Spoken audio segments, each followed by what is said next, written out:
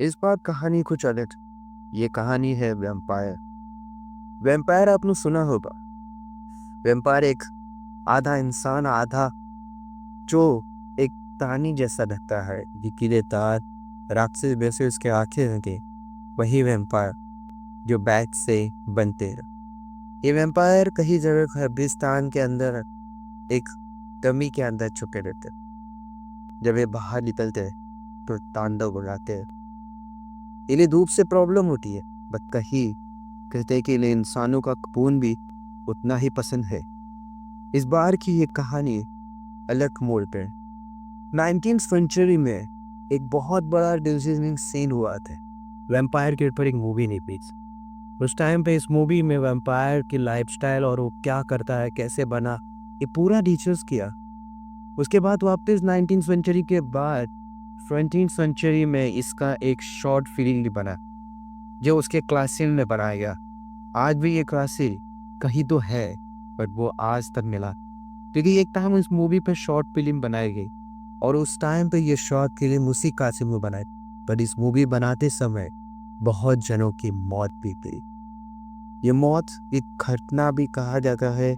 कोई कहता है ये सुसाइड है, तो कोई कहता है ये वैम्पायर का काम है, क्योंकि वो नहीं चाहता है कि इस दुनिया को उसकी असलियत और वो क्या है, कैसा है, कुछ पता ना चला। पर बहुत जगहों के ये खून बहताश की बातें, क्योंकि इनकी मौतें मैंने थी उस टाइम के। उन मौतों के साथ उनके लाश सफेद पड़ गए, यहाँ तक कि उनके बॉडी के अंदर खून भी नहीं था। इस खून नहीं रहने के बाद साइंस के हिसाब से तो पहला जा रहा इनका खून अंदर से सूख गया था। बट कहीं मूवीज बनाने वालों का कहना है इन्हें वैम्पायर ने काट दिया, इनका सारा दिल छीन लिया, क्योंकि उनके बॉडी पे 2 दांतों के निशान भी हैं। यहाँ तक कि वो 2 दांत, फक्त 2 दांत। बट कहीं एनिमल्स का कहना है, जो एनिमल्स रिसर्चर पाएगा उनका कहना है कि इनके ऊपर एनिमल मतलब बैक का काटने का निशान था। बट इसे नॉर्मली होता, बट इतना नहीं होता। बट ये हकीकत है और यही हकीकत को खुलासा करने के लिए आज रवि, वो अपना एक आइक्यूरेट साइकोलॉजिकल रिसर्चर था, बट उसे वैम्पायर की एक किताब बुक शेड के अंदर, जो कहीं पुराने बुक शेड का एक म्यूजियम है, और वहाँ उसने रिसर्च में पढ़ा कि वैम्पायर के साथ, और रिसर्च के अनुसार वो उन्हीं लोकेशन पे जाने वाला था जहाँ ये मूवी बनी गई थी। यहाँ तक कि ये लंदन की हाईएस्ट टॉप जिम की। बट ये मूवी जब वायरल हुई उसी समय बहुत सारे ऐसे मौतें भी मिल उन मूवीज में देखने वालों। कहीं रिसर्चर्स जो गए वो आज तक उस रिसर्च में है। और यही हॉरर स्टोरी का एक ट्विस्ट है, क्योंकि ये वैम्पायर मतलब असली वैम्पायर। रवि अपने रिसर्च के लिए लंदन के एक शोशन सिटी में निकल जाता। उन जंगलों में यह वैम्पायर का दिलासा पाया था, और वहाँ एक कब्रिस्तान है जहाँ वैम्पायर्स कहते हैं कि वहाँ रहते हैं उनके अंदर। यहाँ तक कि ये क्रिश्चियन लोगों में बॉडी को दफनाने का एक तरीका है, बट वही कहते रहे कि वैम्पायर को भी उसी टाइम दफनाया गया है। अभी ये क्या है, कैसे है, कोई आइडिया नहीं थी। बट रवि अपनी रिसर्च के लिए निकल के समय उस दिन अमावस्या की रात थी, और हिसाब से किताब थे कि अमावस्या की रात वैम्पायर जगते, वो भी रातों पे टाइम। और रवि उसी कब्रिस्तान के पास पहुंचा। सुनसान सा दिखने वाला ये दूर से कब्रिस्तान जैसे कहीं मौत का तांडव दिखने वाला, क्योंकि ऐसा लग रहा है कि वहाँ बहुत सारी नेगेटिव एनर्जी, आत्माएं हैं, भूतों का डेरा। जैसे कहीं राक्षस आत्माएं उस कब्रिस्तान की सुरक्षा करे। दिखने में सुनसान, और चांद की चमक जो अमावस्या में दिख रही थी वो भयानक दिखने वाला सीन था। कहीं बात कहते हैं कि अमावस्या में चांद दिखता नहीं, बट इस अमावस्या में वो चांद दिख रहा था। जैसे कहीं खून। पर कुछ मिनट के लिए रवि की आंखों के सामने वही कब्रिस्तान जो दूर से दिख रहा था, जब पास गया तो चांद ही गायब था। क्या था उस दिन? अमावस्या का छुलावा, क्या इस जंगल का एक छलावा? भेड़ियों का आवाज हर जगह से गूंज रहा था। चमगादड़ की दौड़ती हुई आंखें या उनके पंखों का आवाज उसके कानों पे गूंज रहा था। बट वो एक रिसर्चर और साइकोलॉजी का रहने की वजह से अपने ब्रेन को एक ही समझ रहा था कि ये भ्रम है जो थकान के वजह से उसे रवि ने एक भी मिनट वेस्ट करके उस कब्रिस्तान के पास जाने की कोशिश, बट उस टाइम पे एक अलग ही नजारा आई। जैसे कहीं आत्माएं उसके सामने है, वो देख रहा है उन्हें और आत्माएं उसे ही देख रहे हैं। रवि की खौफ से चीख निकली और वैसे ही वो पीछे गिरा। देखते समय उसी समय उसके बाजू में एक लाश पड़ी थी। वो लाश कंकाल की थी, पूरी तरीके से कंकाल हो गई थी और उस बॉडी का मांस एक परसेंट नहीं दिख रहा था। रवि डर के मारे भागने लगा उस टाइम पे, बट जो भागने के बाद थोड़े देर के बाद रुका और शांत हो गया। उसने खुद को समझाया है कि उस टाइम पे कुछ वो भेड़ियों ने खाता हुआ कोई पुराना इंसान होगा, क्योंकि लाश तो दिख रही थी पुरानी। उसके बाद उसने वापस थोड़ी देर गया क्योंकि 12 बजने को बस 15 मिनट बाकी। उस 15 मिनट में क्या होगा उसे खुद को नहीं पता। भेड़ियों का आवाज क्या है, इन जंगलों में जो छलावा चूक हो रहा है वो क्या था, क्योंकि उस टाइम पे वैम्पायर चलने की टाइमिंग हो चुकी थी। वही वैम्पायर जो उसके लिए वो वहाँ आया। उसके बाद रवि ने थोड़ी थौदार्द के साथ मेहनत करके वो वापस घूम के उस कब्रिस्तान के थोड़े थोड़े अंदर गेट को खोलने का था। वो गेट एक पुराना खंडर हो गया था। वो कब्रिस्तान भी एक खंडर के माफिक था। पर जब उसने गेट को खोला तो वैसे ही एक बिजली खड़कती हुई उसमें धन से आवाज आई। वो डरा, जैसे कहीं आत्माओं के दुनिया में वो जाने की कोशिश कर रहा है और उन्हें पसंद है। अजीब से ही अजीब से भेड़ियों का, कुत्तों का आवाज आने लगा। जहाँ कुत्ते की आवाज नहीं थी वहाँ कुत्ते भी आवाज आने लगी, जैसे कोई चाहता है कि वो यहाँ से भाग जाए।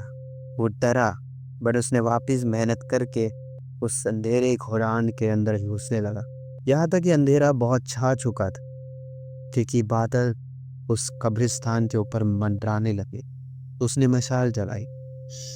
मशाल जलाते ही उसने बिना देरी करके उस वैम्पायर की दबी हुई लाश को ढूंढने लगा। ये लाश उस टाइम की 19th सेंचुरी में कहा जाता है कि ये लाश वैम्पायर की, पर आज तक उसका खुलासा कभी नहीं हुआ क्योंकि जो भी खुलासा किया वो कभी लौटा नहीं है। रवि ने थी घोषा के साथ कोशिश की उसकी लाश को ढूंढना, बट जहाँ जहाँ वो जा रहा था ढूंढते हुए उसे एक हादसे महफूज, जैसे कोई ठंडी हवाएं उसको छू रही है। उससे पीछे कोई है, कोई चल रहा है, वो यही महसूस कर रहा। वो हर वक्त पीछे पूछ रहा, कौन है यहाँ? कोई नहीं दिख रहा। हवाओं की लहर पड़ने लगी क्योंकि अब 12 बजने को बस 5 मिनट थी। हवाओं का जोर जोरों से तड़ाकने लगा। बिजलियां आसपास कड़कने लगी। बारिश नहीं हो रही थी, बस बिजलियों की आवाजें गूंज रही थी। बिजली के रास, इलेक्ट्रिसिटी की पावर जो दिखती है, जैसे बिजली की कड़कड़ाहट की चमक पूरी आसमान में घूमने लगी। शमशान भूमि एक कब्रिस्तान की मोहताज की खौफ हो गई थी। कहने की न तो लोग कहते हैं कि आत्माएं होती हैं, बट आपको क्या लगता है आत्माएं है? अगर है तो जरूर कमेंट में बताइए। उसके बाद थोड़ी ही देर में एक अलग सा माहौल शांत, जिससे हवाएं अपने आप शांत हो गई। पूरा सन्नाटा हो गया।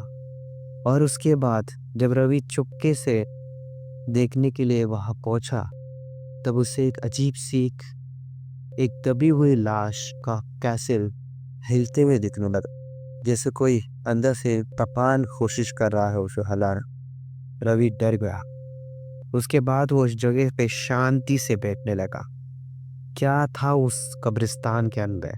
क्या वैम्पायर जगने की मुखार के आ गए? क्या वही उस किताब में लिखा है कि वैम्पायर आएगा, वो अपने समय और तमीब के साथ आएगा और दुनिया को अपने अंधेरे काहल में लेके जा रहा है। डरावनी की ये बात पूरी माहौल को शांति में चुरी। बड़ा अचानक उस बेटी के अंदर से वो पत्थर जोर से उड़ा और रवि शांति से चुप के एक जगह में कर दिया।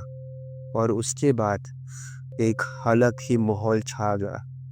जैसे हवाएं वापिस मोड़ बदलने लगी, वापिस वही माहौल हो गया, डर के सहान। यहाँ तक कि वैम्पायर के बैट जो उसके साथी या उसके गुलाम माने जाते वहाँ थराने लगे, लहरना लगा है, जैसे कोई आ रहा है वो उनका स्वागत कर रहा। और उसी वक्त अचानक उसके अंदर से एक आत्मा उठती थी। मतलब वो आदमी दिखता था और उस आदमी की भयानक उसके नाखून, पूरी तरीके से बदन सफेद था। उसके पीछे अजीब सा खून सा बदबद एक कपड़ा जो उसी स्कार के यहाँ गा सकता, बट कहने के लिए उसकी शॉल है वो। रवि की आंखों में भरोसा नहीं हुआ कि वैम्पायर उसके सामने है। अजीब सी आवाजें गूंजने लगी, जैसे किसी हंसने की, किसी के रोने की, जैसे हर जगह डर छा चुका था क्योंकि वो आ चुका है। क्या है इसके अंदर? क्या वो आत्माएं है? क्या भूत का एक छवा? रवि डर के मारे हाल गया। उसके आंखों पे बिलीव ही नहीं हो रहा था कि वो है वहां, वो भी आज 20th सेंचुरी के इस 25वें सीजन में।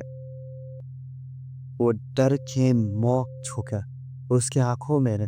और जैसे ही उस वैम्पायर ने अपनी आंखें खोली तो लाल खून से बदबद प्यासी आंखों की दांतें पूरी तरीके से डर के मारे माहौल होगा। भयानक आंखों से देखने वाला ये लाल शख्स कौन है? उसके श्रेय में हुआ विश्वास नहीं हो रहा था। और जैसे ही उसकी नजर रवि के ऊपर पड़ी, रवि डर के मारे पीछे हट गया। उसकी आंखों में एक ही आवाज और उसकी हंसी में एक डरावनी हंसी भीतर थी। यही आवाज उसके आंखों और कानों में गूंजने लगी। रवि डर मारे और पूरी तरीके से वैम्पायर उसके आगे चलकर झूमने लगा। और उसके बाद कुछ ही सेकंड्स में उसने रवि पे छट्टा और झपट के उसके नाखून और इशारों से उसके बदन को चूरने लगा, खीर मोड़ के निकालने लगा और कहीं बदनों पे खून के थराट्स निकले। और उसी उसने वैम्पायर ने एक ही बोला, नया खून, अब सबकी मौतें लिखेंगी। भूखा हूँ मैं, प्यासा हूँ। और उसी बन समीप में रवि के कालों पे काटने की शुरुआत की। सारे चमगादड़ उसके ऊपर झपटने लगे और उसी कुछ सेकंड्स में रवि का बदन पूरी तरीके से सफेद और सूखा हुआ बन गया, जैसे उसके अंदर से खून छीन के कूट के निकाल चुके थे। और कहीं धड़कनों में उसकी हार्ट बीट बंद पड़ गई और बिजलियों की तड़कड़ाहट छाटने लगी। क्या वैम्पायर आज भी है? यह है क्या नहीं, इसका कोई अभी तक खुलासा नहीं। बट आत्माओं की दुनिया का ये वैम्पायर, कई लोगों का मानना है वैम्पायर आत्माओं का राजा है, तो कई लोगों का कहना है वो एक इंसान है जो श्रापित है। क्या आपको लगता है ये हो सकता है? अगर आप रवि के जगह वहाँ रिसर्च करने जाते, क्या नहीं जाते? ज़रूर कमेंट में बताइए। और आज के पॉडकास्ट आप में एक हॉरर स्टोरी वापस दर्शाएगी और वैम्पायर भाग 2 ज़रूर आएगा कि वैम्पायर ने आगे क्या किया। अगर जानना है तो ज़रूर वीडियो को इतना वायरल करिए और सपोर्टिंग दीजिए, क्योंकि सब्सक्राइब नहीं किया तो वैम्पायर आपके भी यहाँ आ सकता है।